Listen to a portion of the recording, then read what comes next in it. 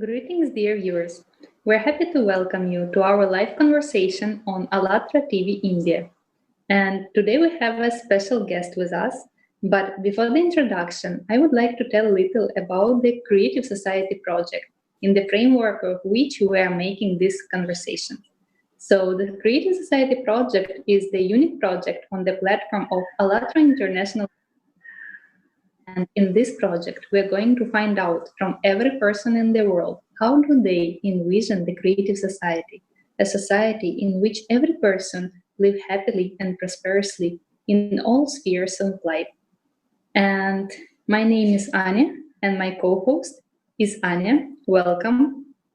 Yeah, greetings to everyone. Thank you, Anya. And also in our broadcast, we are testing the theory of 6 handshakes, which is saying that all people around the globe are connecting through 6 and even less social connection. And using this theory, we would like to meet and become friends with every person on our planet. So, dear friends, if you would like to share our video, please share it with 2 hashtags, Allatraunites and Creative Society. And with pleasure, I would like today to introduce our guest. He is a poet, writer, ex-diplomat, and chief international officer with McCann in Kiev. Manav Sachdeva Maasoom from Punjab, India. Welcome, sir, to our live conversation. Thank you for having me. Namaste to you, salam to you, sat sri akal, everything. Hi to you. Thank you for having me. Oh, zdravstvuyte also, yes. Thank you for having me. Wonderful, thank you so much. So, for beginning, please, could you tell us a little bit about yourself, about what you do, what inspires you in life? Absolutely. I mostly have pursued creative life in many different aspects since I was a child. I've aimed to produce my own work. It's about the age of 10 that I started to write poetry, and it was because my handwriting, the cursive, wasn't exactly great. And so the teacher said, you must fill up 10 pages with really clean handwriting to improve how you write. And it became boring, so I started to create new stories, new poems, and then, over the time I continued that process. And then once I was also studying medicine later in life, and I dropped out, and I started to pursue UN and United Nations and diplomacy work, as well as poetry, and studied that in New York City, with the idea that in order to build, in my mind, a creative society, it would be useful to understand, one, to contribute as a humanitarian, and two, to contribute as a creative writer. So over the last 2 decades, I've mostly kind of been inspired by travel. So I've been fortunate to travel to about 48 countries, and lived and worked in about 10. And I have been able to, my first book also was published, that was in English, and my next book, hopefully, if all goes well, will be a book in Urdu poetry, and then hopefully my next book in English as well. So mostly inspired by, sometimes inspired by human conflict, human difficulties, the complex questions of how do you arrive at justice and arrive at beauty at the same time. Mm-hmm. Yes, and it's very interesting that from so young age, you started the small task became a big hobby for the whole of your life. It's very interesting. Yeah, I was just going to say that in the beginning, thought I would be a scientist or an oncologist, somebody like my parents were, my father recently passed, but my parents were both doctors. And so I was assuming that I'll perhaps be a scientist and help the world by finding a cure for cancer or working on oncology. But somehow I found that my direct interests were stronger in creative writing. Thus, I have this crazy long pen from New Delhi, and I write all the time. And also in working directly in places like Afghanistan or Liberia, or now I'm in Ukraine, but in other places as well, in Kosovo and Kyrgyzstan, many places that I've had the good fortune to live and work and go. So it inspires me to see culture and art and creativity in many places. The human spirit, really. Yes, thank you. It's very interesting. Now, we have prepared a small collage of pictures, and we would like just you to comment little on those. Can you see them? Oh yes, I do see them. Wow. Okay, thank you for that. Should I tell you a bit about each picture? Okay, I'll tell you. The one on the very left is when I was the representative for the OSCE. This is the Organization for Security and Cooperation in Europe. This was in Vienna, Austria, and I was the official rapporteur for sort of a high-level meeting on finding consensus on some very difficult issues of diplomacy. The one above, that's with my wife and my son, and we were attending my cousin or my brother Gaurav's wedding in India, in Chandigarh, Punjab, India. The one to the right of that with the painting, this is in the JJ Museum of Art in Kala Ghoda in Mumbai, Mumbai, India. And this is like a really world famous art gallery or museum. That's where I was. To the very rightmost is a photograph, I believe, of the Gandhi. Let me just make sure I see it correctly. I believe it's the Gandhi Museum in Bombay, where the place where Gandhiji started his work around the idea of non-violence and freedom during the British times. The one then down next is with the Golden Temple, the great Golden Temple in Amritsar, India. The one with me reading is, and in the Golden Temple picture, I have my mother and my family and everyone, because I'm from Punjab, so they're there, and some friends who actually live between Ukraine and India as well. They are from Bengal, from Calcutta, but they were visiting. The last picture of me reading is from I believe my launch of my poetry book about this is in 2011 or 12 in Manhattan, in New York City. This was in West Bank Books in Greenwich Village in Lower Manhattan. So thank you for putting that together. That's nice of you. I just listened for your description, like so many places, so different countries, and just one question came, like you have met so many different people, and how you think what all people have in common? What is like similar for all people?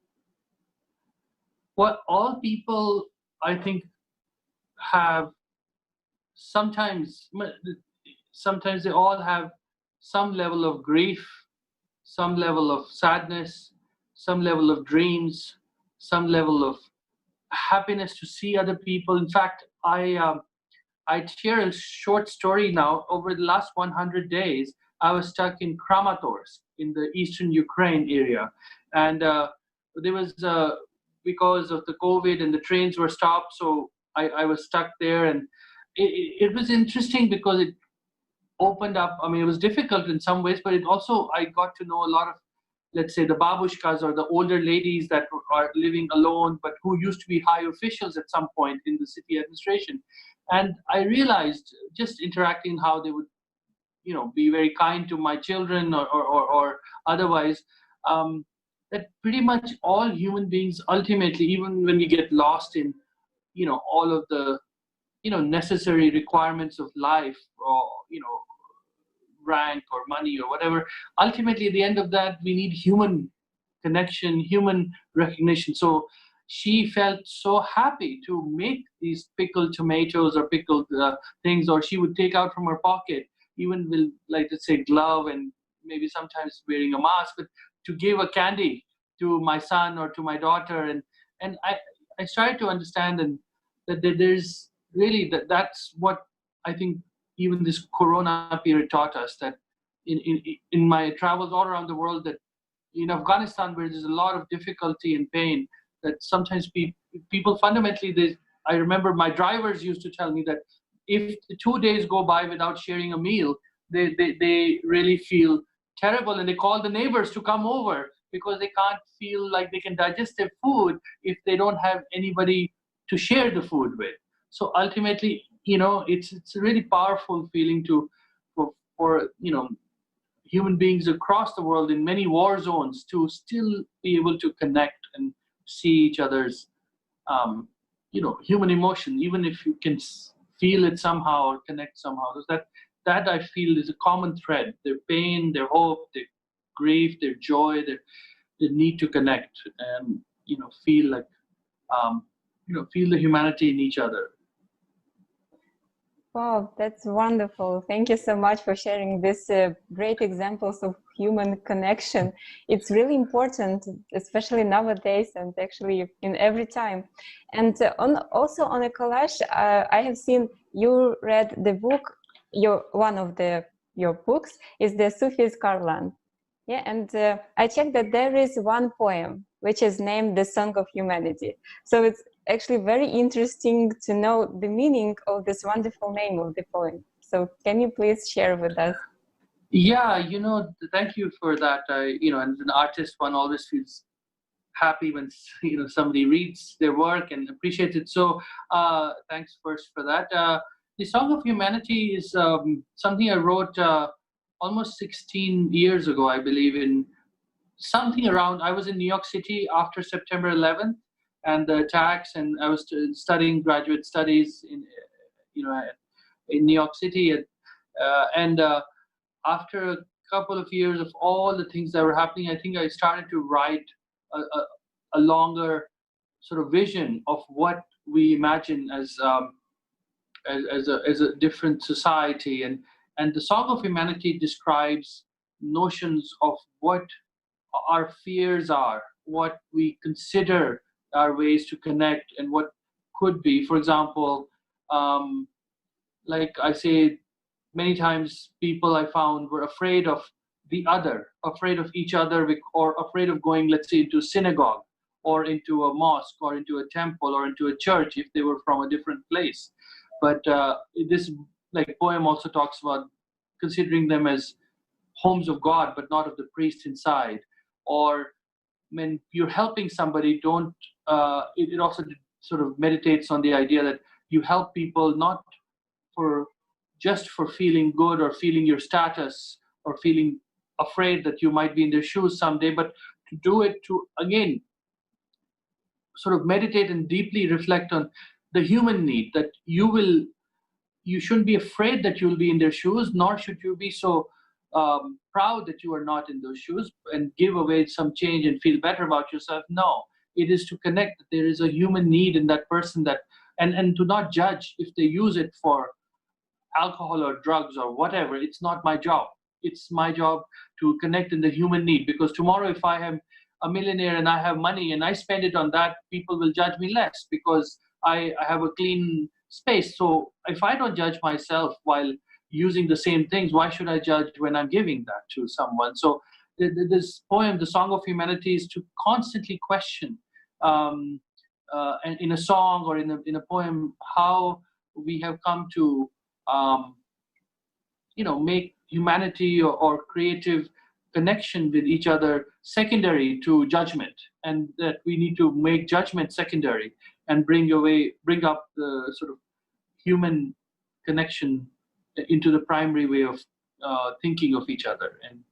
And even in the end, it talks about that when people are afraid, they should perhaps remember that whatever or whoever is making them afraid is at fault, not themselves, and not to feel upset or judgmental again of themselves if they're afraid, because it is if somebody is doing something that's not right, to make them afraid, that it actually speaks more of whoever or whatever is doing things to them. So it's in a way to understand that all emotions fundamentally are human.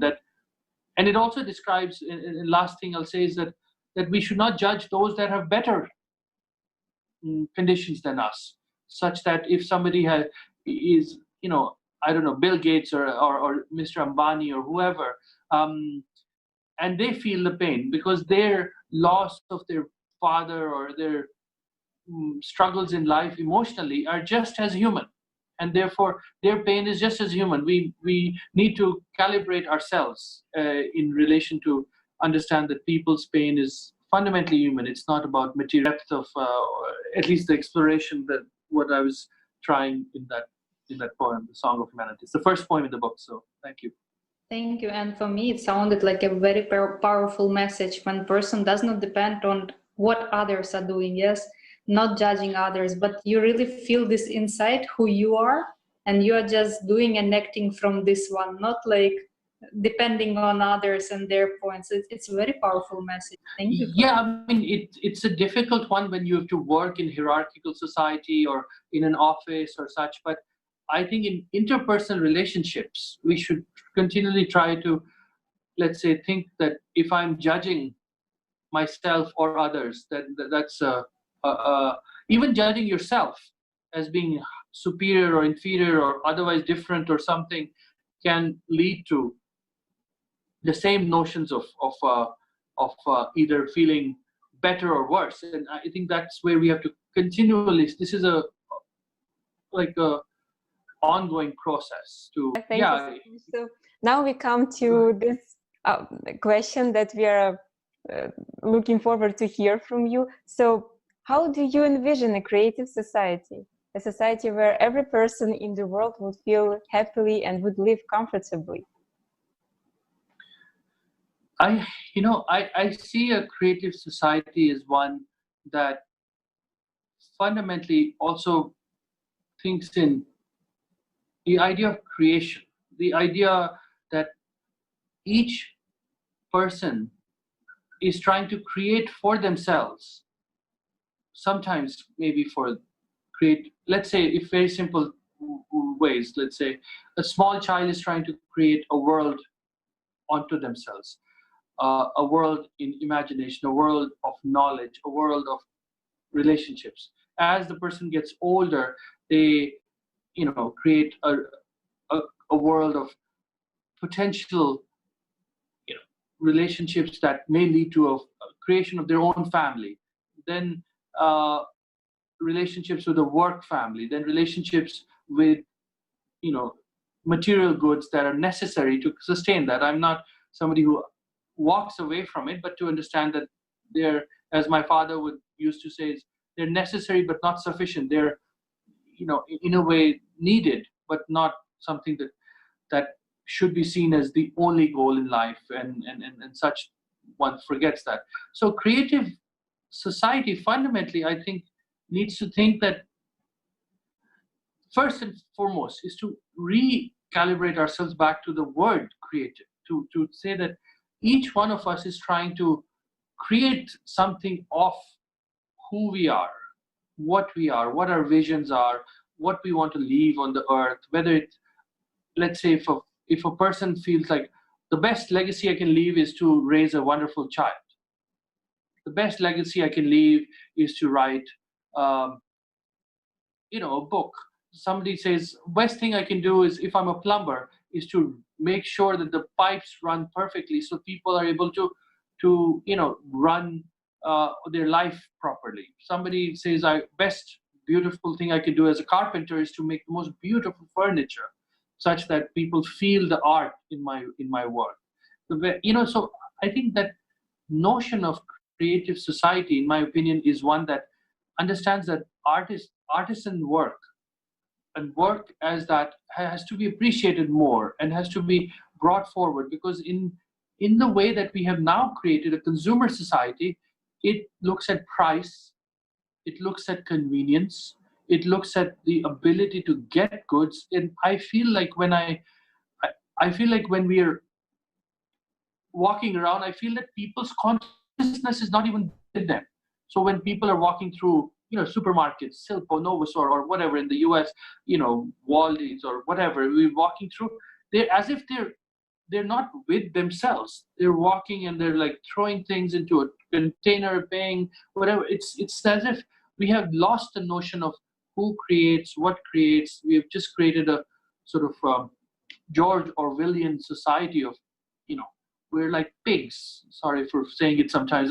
Like we're just consuming, and we're not aware. So a creative society, in my opinion, should think about, of course, justice, but also being conscious as much of each other, as much of even the products we pick up. So, if we pick up a, even a product that we need on a daily basis, just simple products.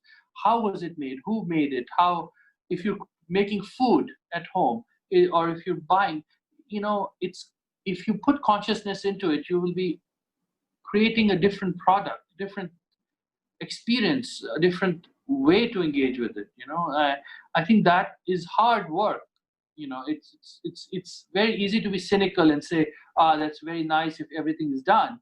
But I think it can actually create a different society if we approach, because it doesn't say that, okay, so if I have nothing, if I am living in a slum in Dharavi in Mumbai, and I need a small one-room flat, but if somebody comes and talks to me and puts their consciousness into my needs, into toilet and the room, and constructs a double story, and thinks about what my family is, even though it doesn't cost more, but put consciousness into it, perhaps the relationship becomes better. My relationships in my family become better.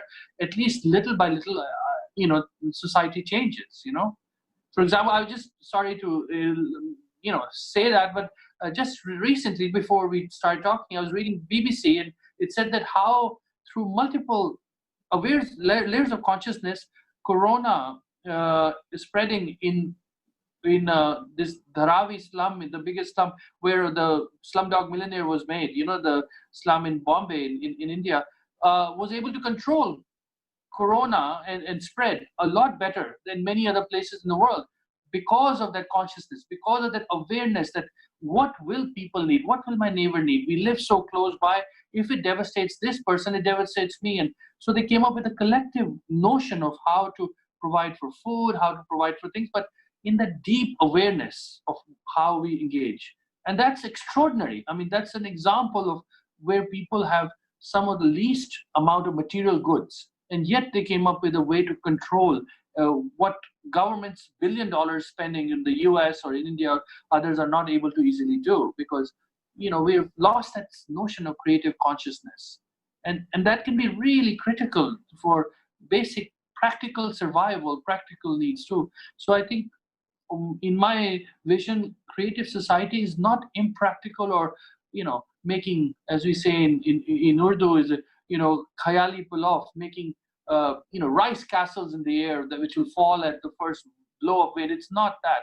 It's the idea that you're building something that is aware of my and your needs and finding common ways to build it. It's the idea that a creative society is a compassionate society, a society that understands that your needs are also validated. I think that's where we will arrive at a better notion of justice, better notion of material needs, better notion of feeling better about ourselves also. Like, I think of this great poet Saadi, which it's in the front of the United Nations headquarters in New York City, where it says that if any part of your bone, any part of your body, any part hurts, then you hurt.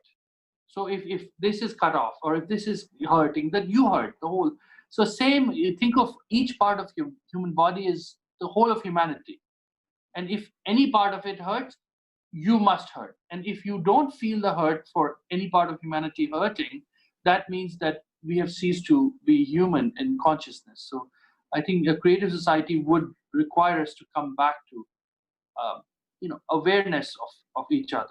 Yeah, that's true. Thank you so much for sharing this in detail, how you see the creative society. And actually, I very agree with you that it's the creative society depends on each of us, of every person in the world, from how we feel this responsibility for all society. That's definitely true. And as we are talking now about creative society, that in order to build it, we should be united by one goal. And as a basis for building such a society, there are 8 foundations of the creative society, which are mentioned in article. Maybe you yes. awareness about this article, about these 8 foundations. And I just want to mention this, that these foundations were formed as a result of thousands of interview and social polls in more than 180 countries. And Yes. I would like to read them. It's human life, human freedom, human safety, transparency and openness of information for all, the creative ideology, development of personality, justice and equality, self-governing society. So maybe you have something to say about at least one of the foundation? Yeah, I mean, I think I have reflected and sort of meditated on the first one a great deal, the idea of human life.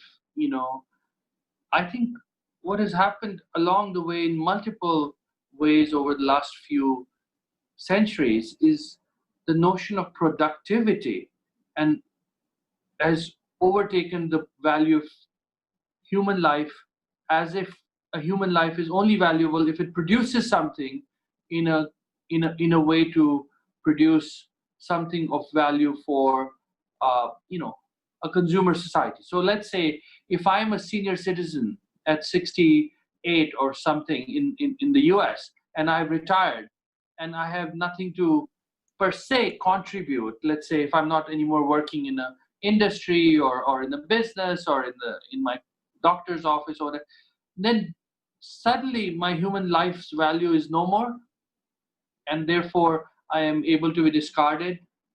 Whereas I feel like, we have confused the notion of, over the last few centuries since the Industrial Revolution, the notion of what we work for. We have confused that if we work, that work is the only meaning, and therefore once the work is gone, we have no meaning. Therefore, let's say if it's a grandma or great grandma and who's not working, or great grandfather, whatever, or if it's a baby is not, they don't have value? I mean, the notion of human life having value in and of itself needs to be brought back. Not what they do for me, not what they do for each other, not what they produce, not what earning they do or not do, but just the value of life, because it exists, because it came on this earth, it has its value. Let's say if I'm a soldier and I'm on the front line of war in I don't know, India's border, let's say China or Pakistan or whatever. Fundamentally, I still have to remember this, that neither is that person across actually in hatred or in anything particular to me. They don't even know me, nor do I need to be. We have a stated notion of a country, of a territory, of a role. Let's say if I'm in the military, he or she is in the military there, in a country, in a demarcation. Tomorrow if we actually met in a third country and we talk to each other, we could just as easily humanly connect and become the best of friends. In fact, I have found that when I worked in Afghanistan, my closest friends, all that I ate food every day with, were Pakistan.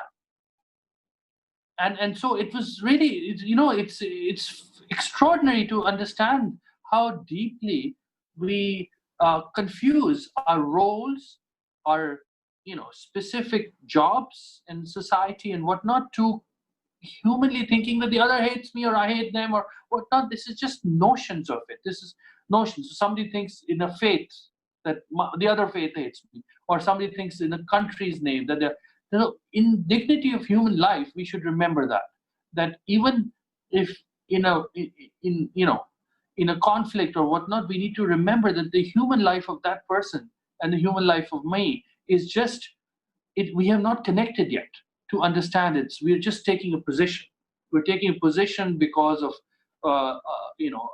question of land or identity or such. And I think if we remember that, we will be able to resolve a lot more things, because we will not feel like the other person's disrespecting my humanity, or I get into that a lot. It's really like we all are human and we have nothing to divide. And like, as you're saying, if we will meet in some other situation and just we can nicely find the common language with each other, we can communicate, we can all become friends. So just to understand that there is nothing which will divide us, and really we are all friends and connected through less than 6 social connection, as our interviews are proving. And Yes, that's fascinating. Yeah. And I just also wanted to ask, there is one more foundation of the creative society, which is called creative ideology. So if just now you said like all people are same, yes, but some outside conditions, so to say, like creating some misunderstanding. So I just would like to read creative ideology.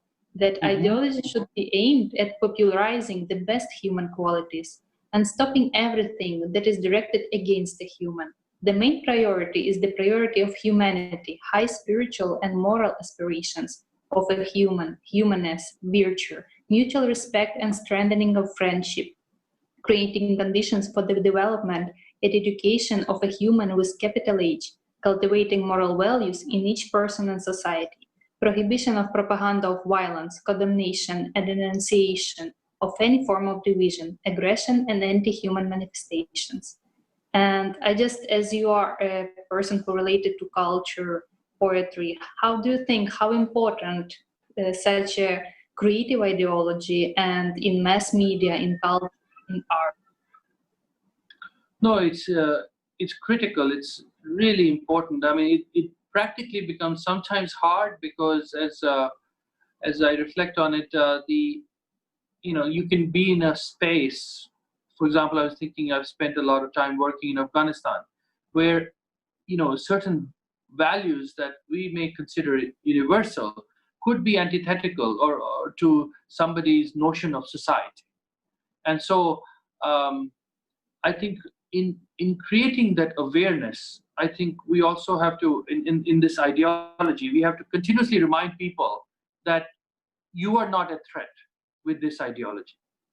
I think many times people may feel that either their faith is at threat or these values are being brought from the outside to change them or to harm them in some kind of secretive way or to affect them. So I think when we focus on creating an ideology like this, focusing on positive values, we need to also think about reassuring people that these are complementary, these are not against any section of society, not against any particular person.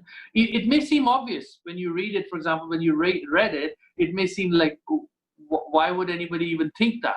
But sometimes people's notion of what is and what isn't, a value, I mean, I can say it from my two countries, the US and India.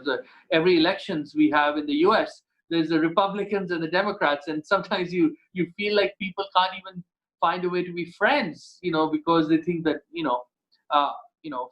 certain values become so critically clashing, correct? And like I find that in the political scene in India also sometimes with certain one side, the BJP, and the other side, maybe Aam Aadmi or Congress. So there is this fear that that when we talk about universal values, that somebody interprets that as a political attack. And I think we need to, when we do ideological, let's say, values engagement or evangelical or spreading that, we need to reassure people also that this is, for example, if somebody's a Sikh or Hindu or Muslim or Christian, that this doesn't go against them. There will be more of their Christian. There will be more of their Hindu or Sikh or Muslim or Jain or atheist even. You don't have to have a faith. I've met the best human beings who have no faith in God, but they treat each other and each human being, in such great dignity that I would say that they already propagate the beautiful ideology of the eightfold path of the creative way, that creative approach that you took. So I think that's my reflection, that in working around this, we also have to continually reassure people that when you, the universe will take care of you, or each other will take care of you when you take care of yourself and each other in a good spirit.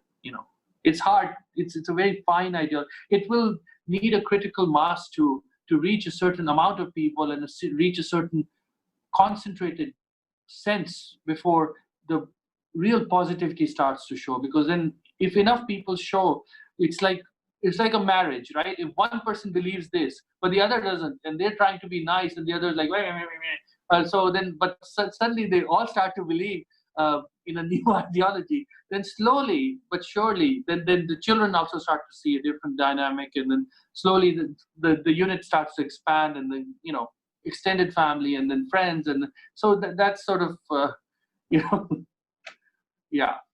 Maybe that was funny, but yeah.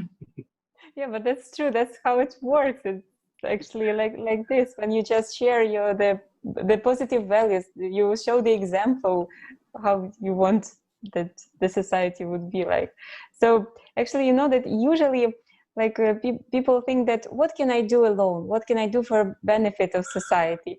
So what would you like to say to those viewers who think that their voice not counted? What do you wish for them? You know, I mean, one could quote Gandhi and say, or Einstein, you know, be the change you want to be in the world, or Einstein, and, you know, the sort of notion of imagination being more important than knowledge, or the idea, you know, Mandela's or Martin Luther King. The idea fundamentally is very simple. First, you know, look at you and yourself. I mean, what is it that, you know, for example, let's say people say, you know, I can't find a girlfriend or wife or husband or whatever, and, you know, or a friend even. Some people talk about friendships, right? Like, I can't, oh, I'm so, you know. And I you know, in fact, if I take a very personal example, my 8-year-old daughter once said, you know, and I said, you know, why don't you just focus on being the friend? You know, being that person, because having requires that sense of fear. I have today and it will be gone tomorrow. I have this person, I have this marriage, I have this friend, good friend, I have him, and I don't have them tomorrow. But if I am that, then I'm always that, because I am that. I can be the friend or the friendly, or I can be the person that people want to be friends with. I can be that person to be in, you know, with all due, you know, of course I don't, you know, want somebody being bullied or in an abusive relationship or something, then they should walk away. But the idea is that if you think about what you can do, I think when you reflect on what you are doing already, and it's having an impact or not having an impact in your immediate space, and if you alter it, if you try a different model and you see different, slow but surely a different impact in, let's say, the 10 people, maybe 5 people you work with and 5 people that are around you in home and friends and family, that itself is the beginning of that kind of change, because each of those 5 or 10 know 5 or 10, and each of that, it has its extraordinarily exponential effect. You know, for example, I always remember, like let's say, again, I'll give you example from my UN work in Afghanistan and others. I always try and learn the language of places I work in, because it allows me to talk to drivers. It allows me to talk to my mates, or in the office, or other ways, like places that like people otherwise as internationals don't talk to, or they never talk. But what I found is that because I could talk to them, and because, like, let's say Afghanistan, where I got Persian or Farsi very good, they could talk to me about their life situations, about their need for medicine, about their notions of actual problems in their actual life or whatnot. And me being some kind of human rights specialist or working on them, imagine the shock if if there are people who are inside the office who don't feel empowered to talk to you. So, small things really make a huge difference, because, suddenly it's like, there are times when, in a global sense, you feel powerless. I mean, hell, I'm sorry to say that, but there are times in Afghanistan I felt completely powerless. What am I doing here? Earning a salary where the whole country is going to war and whatnot. What am I doing? We try very hard, but then when I learned in my own office, there's 4 or 5 people struggling who don't have any other things, and I can help them with their home, or go to India and get them medicines, or maybe help their Baba Jan, their father, their grandma, or somebody with their life even. that's huge impact for my own well-being. Maybe it's a huge impact for them, but to be very honest and selfish, I started to feel better to be able to now go into, let's say, meetings with, anybody, ministers or whatever, feel better that I actually can do something useful. So I think that's critical, like small things, Like I told you, the last 100 days, because of Corona, I was stuck in Kramathos. I mean, I just, it was frustrating, it was tiring. There were, we didn't have our nanny and all, like helping children, working, everything from home. Oh, that was hard. And so there were times that I was like, okay, what can I do? Maybe I'll just try creative cooking all the time. And so my children started eating, differently, because I, watched carefully. Maybe I didn't watch earlier what children do, what they do. And now they go back to school. The French school restarted, and they talk about these things in a more positive way, rather than a crazy father who was boiling them pilmeni or momos or something all the time, So, it helps. It's a great examples, like small things, small actions, but they're actually making like a when you're throwing the stone on water and the circles are spreading. So small things, Yes. it's like a wave. It's spreading all around, and people, they feel it, and they just get into this wave. It's really beautiful. Yeah, I mean, it's hard sometimes to not be frustrated, but also remembering that like you said, Anya, that there are times when even that is a ripple. So if one expresses something not so nicely, then the person who you're saying, let's say your partner, your friend, your child, your whoever, they feel bad, and then you feel bad, and then their relationships with their school or their office or their there is also that negative ripple too. So understanding that, that connection and the ripple effect is helpful if somebody feels powerless, to see if they see that the negativity has a potential to spread, then they should also see that the positivity has a potential to spread as well. It's important to be this example. And also we would like to ask you, like, how important is it to ask people how do they envision the creative society? Do they want to live in such society? How important to talk on these topics? Yeah, I mean, it's a very complex question, because the notion of a creative society may be different for many different people. Some and what they consider just and justice, like having lived and worked in many places, very different ones, like just about every continent. I feel like people have different notions of what is historically been done to them, what is historically correct, what not. So when they're thinking of creating a society, some think in economic terms, some think in judicial terms, some think in monetary terms, some think in the ability to paint, some ability of writing, something in dance, something in food, something in creating. Like, for example, I was working with Palestine and Israel, and they thought, why don't we think of, like, I'd written a proposal, like, why don't we think of creating dishes that combine things at the border between, like whatever is the complex border between Palestine and Israel, such that both would be committed to not destroy the olive trees and bake olive patés based on these age-old olive harvests. So there's creative sort of solutions or creative societies that can be imagined very, very interestingly by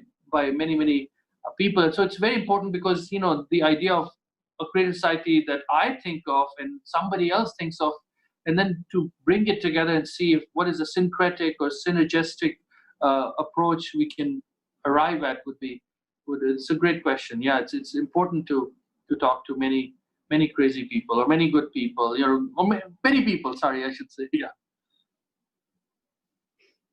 So yeah, that's true. So we should hear every person from all over the world. It's really helpful to see how the creative society will look like. It's really so. Unfortunately, our conversation is coming to the end, and as a tradition, I would like to ask you, so whom you would like to see as our next guest in our next program? I just want to say, maybe 2 or 3 names. But the first most important thing I wanted to say earlier is that we should also talk to children. This is from my ex-work in UNICEF, that we think of talking directly to, but not listening to children. So sometimes we talk down to them, but we don't. So in notion of a creative society, sometimes we arrive at really different and extraordinary sort of ideas for how to organize the world differently.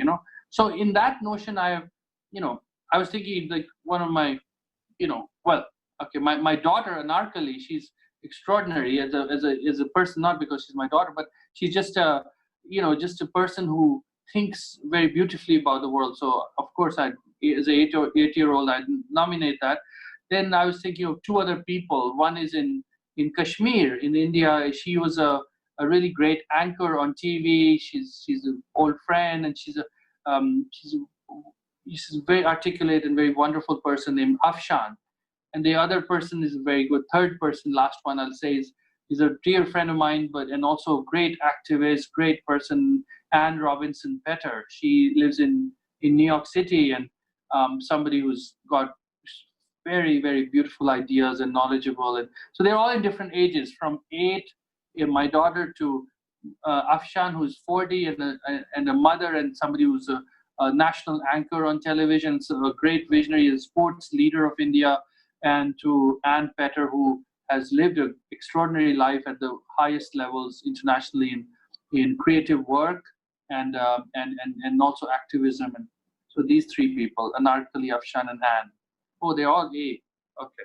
Anyway, they're all women too. Wow, that's good. That's beautiful. Thank you a lot.